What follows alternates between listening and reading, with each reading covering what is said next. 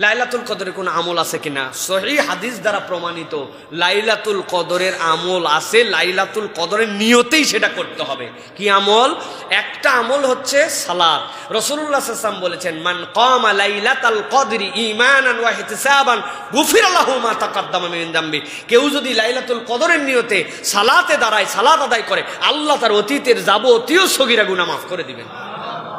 তাহলে লাইলাতুল কদরের সালাত আছে। কি দিয়ে পড়বো? সূরা ফাতিহা একবার, কুল আল্লাহ শরীফ 100 বার, আর লাইলাতুল কদর যে কদর সূরা এটা 100 বার করে, তাই তো নাকি প্রিয় ভাই?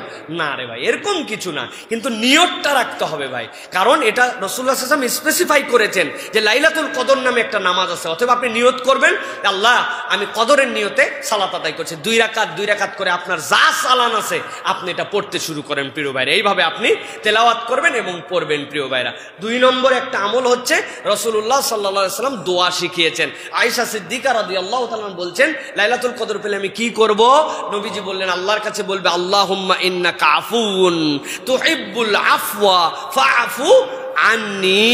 আল্লাহ আপনি ক্ষমাকারী, ক্ষমা করা পছন্দ করেন, অতএব আমাকে মাফ করে দেন। তাহলে লাইলাতুল কদরের সালাত আমরা আদায় করব এবং আল্লাহর কাছে বেশি বেশি মাফ চাবো। এটা গেল হচ্ছে আমাদের লাইলাতুল কদরের। মা বোনদের অনেক জিজ্ঞাসা, আমরা নিয়ত করব কেমনে, কোন সূরা দিয়ে পড়ব? প্রিয় মা বোনেরা, নিয়ত আলাদা মুখে করতে হয় না, মন থেকে ইচ্ছা করবেন যে আমি লাইলাতুল কদরের সালাত আদায় করছি এবং আপনার সাধ্যের যে সূরা আছে, কদর পড়তে পারলে ভালো, যে সূরা আছে এটাতে আপনি শেষ রাত্রে উঠে উঠে কিয়ামুল লাইলের সময় আপনি এরকম করে সালাত আদায় করবেন।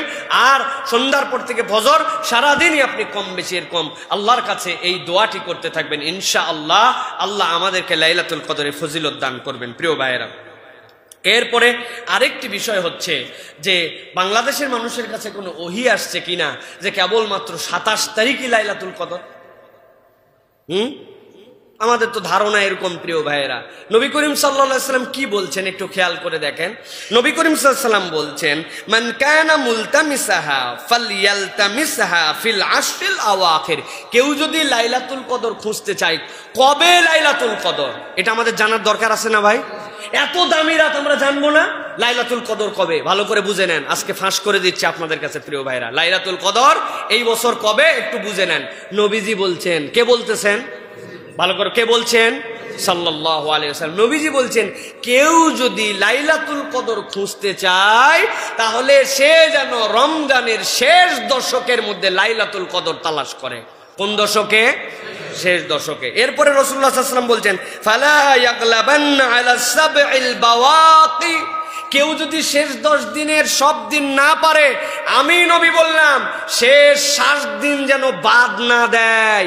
7 দিনের ব্যাপারে মজবুতির সাথে লেগে যাও। হাদিসের মধ্যে আসছে, নবীজি কোমরের মধ্যে আলাদা কাপড় বেঁধে নিতেন। পরিবার লোকজন ঘুমালে পরিবারের লোকজনকে ডেকে, ওঠো ওঠো ওঠো, রমজানের শেষ দশক, কিসের ঘুম, উঠো, উঠে আল্লাহর জন্য দাঁড়াও। নবীজি কোমরের মধ্যে বেঁধে নিতেন শেষ 7 দিন। এরপরে নবীজি বলছেন, আমার উম্মত তো শেষ 7 দিন নিয়েও তাদের মধ্যে একটু পেরেশানি হতে পারে। কি? নবীজি বলছেন, ফালতামিসুহা ফিল আশরিল আওয়াখিরি ফিল উইত্রি।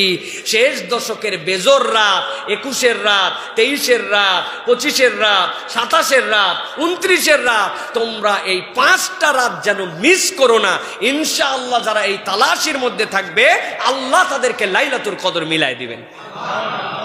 কিন্তু নবীজি ফাঁকে একটু বলে গেছেন, বাঙালিদের জন্য একটা বিরাট চান্স, এটা 27 তারিখ।